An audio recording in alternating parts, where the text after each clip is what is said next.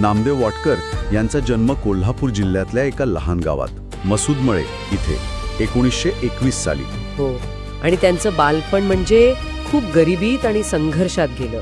आणि त्या संघर्षात जातीय भेदभावाची किनारही होतीच, पण इथे एक गोष्ट खूप महत्वाची आहे. परिस्थितीने त्यांना अनेक गोष्टी नाकारल्या, पण त्यांच्या आतली शिकण्याची भूक, विचार करण्याची सवय आणि कलेची ओढ ती मारू शकली नाही.